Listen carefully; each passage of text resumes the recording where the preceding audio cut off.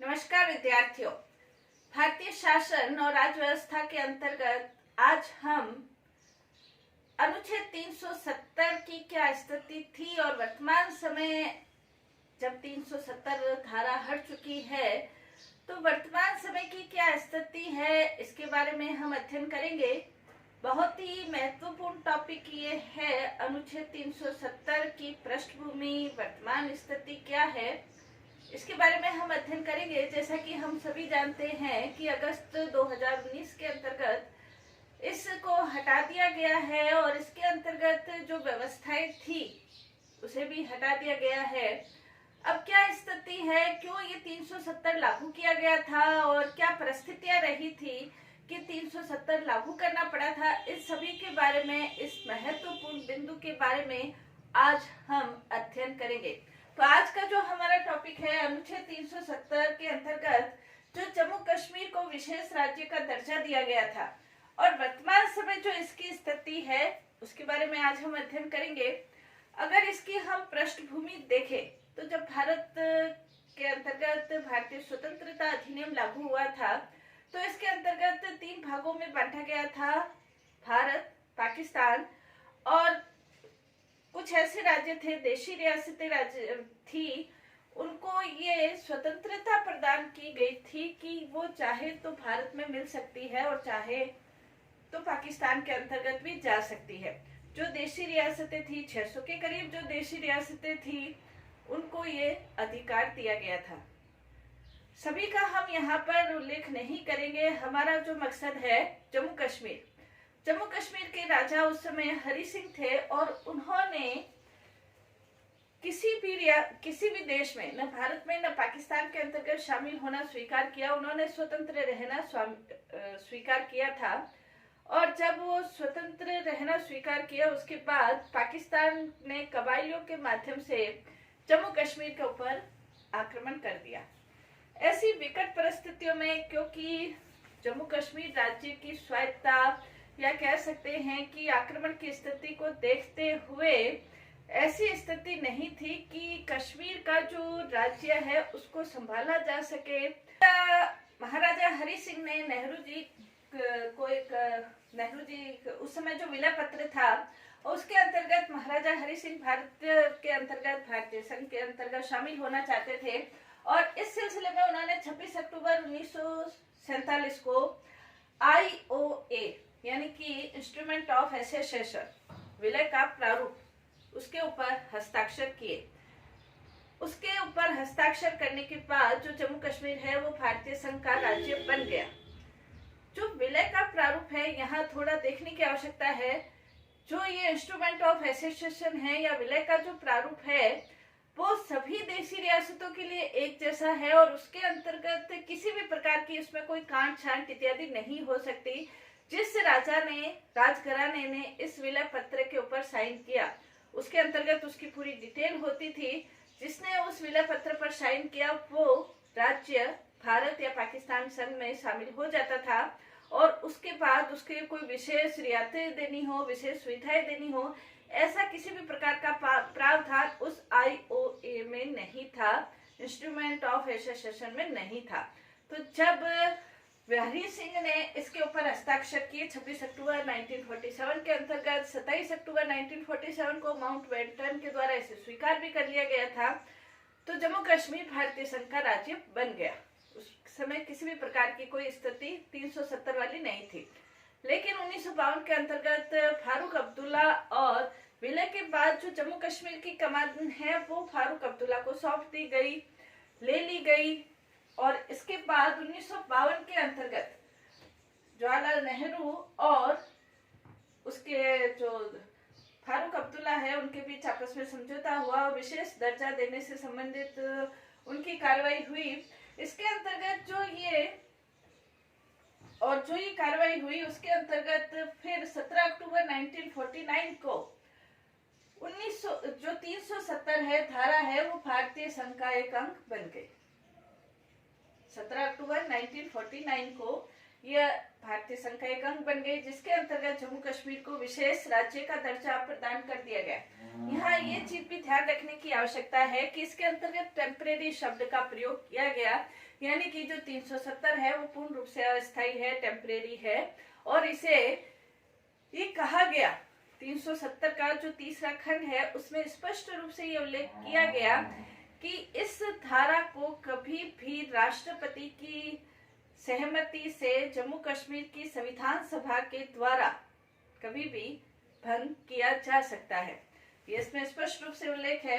1952 में जब शेख अब्दुल्ला नेहरू जी के बीच करार हुआ, 1954 के अंतर्गत भी दिल्ली समझौते के अंतर्गत करार हुआ, और उसके बाद 35 से जो नागरिकता से संबंधित है 14 मई 1949 को डॉक्टर राजेंद्र प्रसाद के द्वारा इसके अंतर्गत और जोड़ दिया गया। अब जो स्थिति है वो स्थिति ये बन गई कि जम्मू कश्मीर राज्य को अनुच्छेद 370 और 35A के तहत विशेष राज्य का दर्जा प्राप्त हुआ।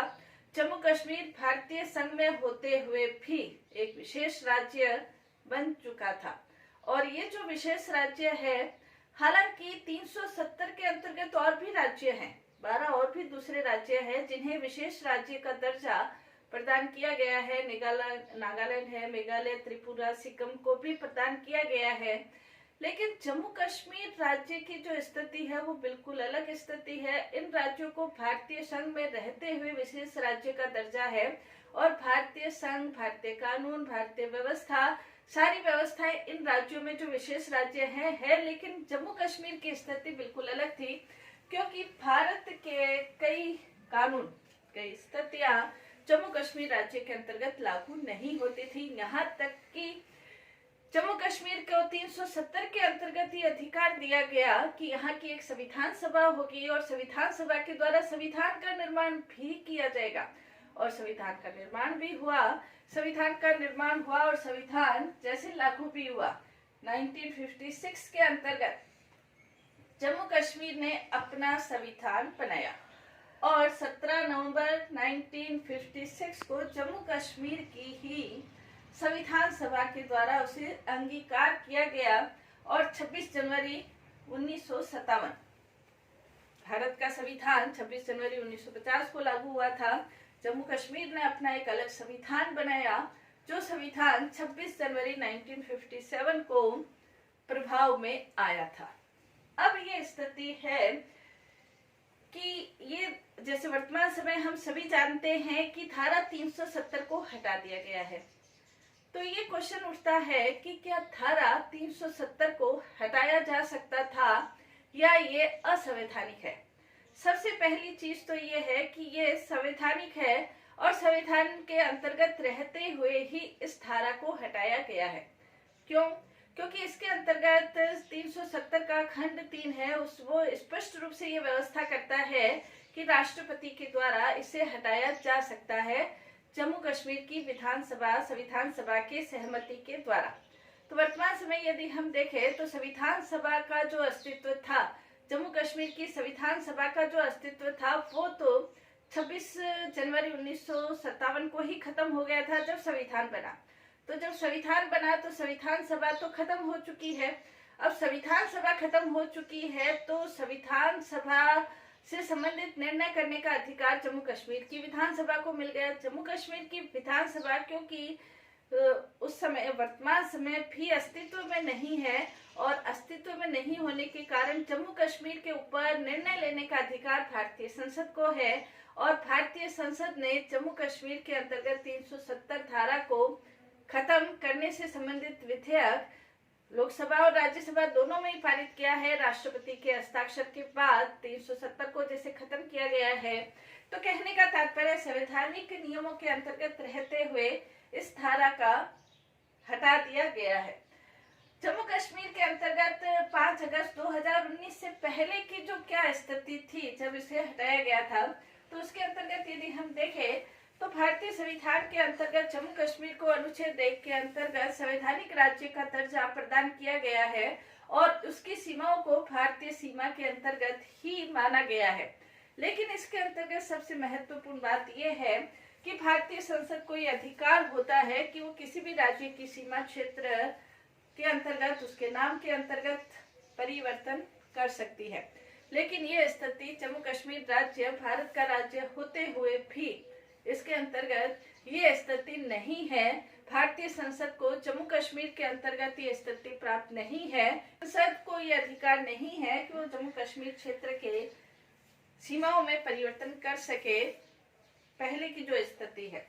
दूसरा, इसके अंतर्गत जम्मू कश्मीर राज्य का स्वयं का अपना एक संविधान है और राज्य सरकारों से संबंधित जो उपबंध है, भारत केंद्र को, संघ राज्य को, भारत को राज्यों के प्रशासन से संबंधित जो उपबंध है भाग 4 के अंतर्गत, वो उपबंध जम्मू कश्मीर राज्य पर लागू नहीं होते थे और उसका खुद का अपना एक संविधान था।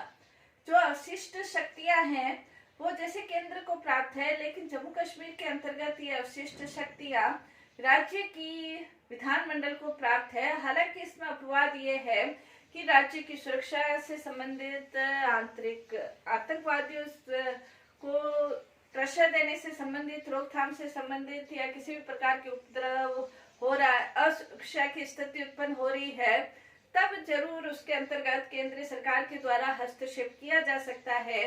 वरना जो अवशिष्ट शक्तियां हैं वो राज्य जम्मू कश्मीर को प्राप्त होती थी।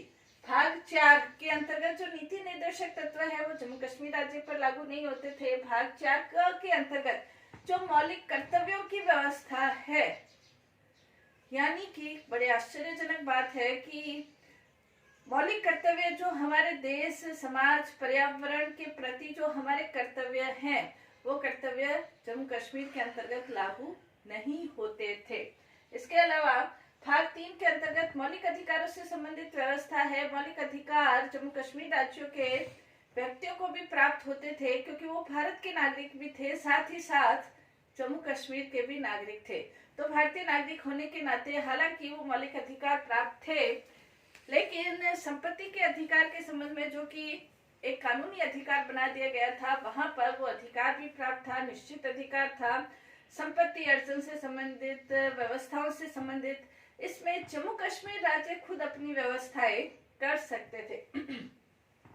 आपातकाल की स्थिति में भी वहां पर आंतरिक आपात की स्थिति लागू नहीं होती, वित्तीय आपात की स्थिति लागू नहीं होती। और जो अनुच्छेद 356 है, इसके अंतर्गत व्यवस्था ये थी कि ये राज्यपाल और राष्ट्रपति शासन दो तरह का यहाँ पर आपातकाल लागू हो सकता था। इसके अलावा अंतर्राष्ट्रीय संधि या समझौते की स्थिति का प्रभाव जो जम्मू कश्मीर पर पड़ता था, वो जम्मू कश्मीर की विधानमंडल की सहमति के बिना नहीं हो सकता था।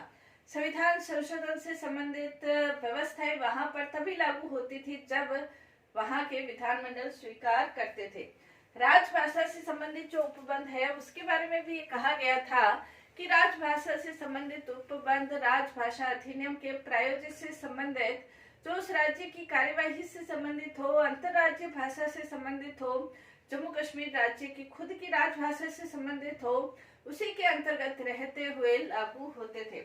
इसके अलावा 5वीं जो अनुसूचित है, जिसके अंतर्गत अनुसूचित जाति, अनुसूचित जनजाति से संबंधित विशेष प्रावधानों को लागू किया गया था, वो भी जम्मू कश्मीर के ऊपर लागू नहीं होते थे। इसके अलावा उच्च न्यायालय मौलिक अधिकारों को लागू करने से संबंधित रीट जारी कर सकते थे, यानी कि वहां के उच्च न्यायालय को भी अधिकार था कि वो उच्च न्यायालय वहां पर मौलिक अधिकारों को लागू कर सकते थे। इसके अलावा जो चुनाव आयोग है, नियंत्रक महालेखा परीक्षक है, इनके बारे में जो व्यवस्थाएं आयोग, नियंत्रक महालेखा परीक्षक के जो कार्य है वो यहाँ भी लागू होते हैं। नागरिक जम्मू कश्मीर के भी नागरिक है, भारत के भी नागरिक रहेंगे, दोहरी नागरिकता उनको प्राप्त है। इसके अलावा उनके खुद के नागरिकता से संबंधित भी प्रावधान है। कौन से नागरिक वहाँ नागरिक माने जाए, किन नागरिकों की नागरिकता छीन ली जाए, कौन से नागरिकों को पाकिस्तान से जो नागरिक यहाँ पर स्थायी रूप से बसे हुए हैं उनको नागरिकता दी जाए, नहीं दी जाए, और जो भारत के अन्य क्षेत्रों से जो नागरिक वहां जाकर बसते हैं उनको दी जाए, नहीं दी जाए, इस संबंध में जम्मू कश्मीर की खुद की अपनी व्यवस्थाएं थी। तो ये तो 370 की उस समय की व्यवस्था थी।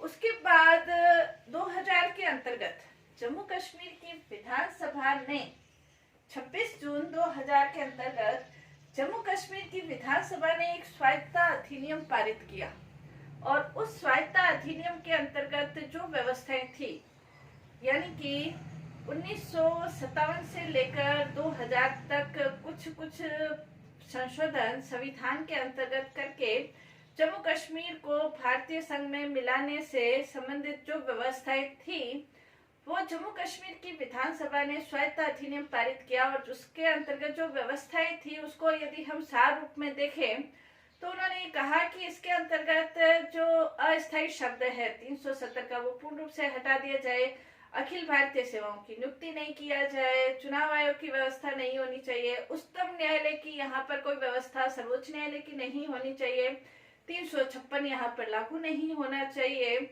और यहाँ की जो स्थिति है उसके बारे में कोई भी निर्णय लेने का अधिकार यहाँ का होना चाहिए। संसद इस संबंध में तब तक कोई कानून नहीं बनाया जब तक कि विशेष स्थितियां उत्पन्न नहीं हो जाए, यानी कि संसद को किसी भी प्रकार का अधिकार नहीं रहे, राष्ट्रपति को नहीं रहना चाहिए और भारत का जो अधिकार है वो सिर्फ विदेशी मामले तक ही सीमित रहे। विदेशी मामले हैं, रक्षा है, संचार है, यहीं तक सीमित रहे और कोई अधिकार नहीं होना चाहिए।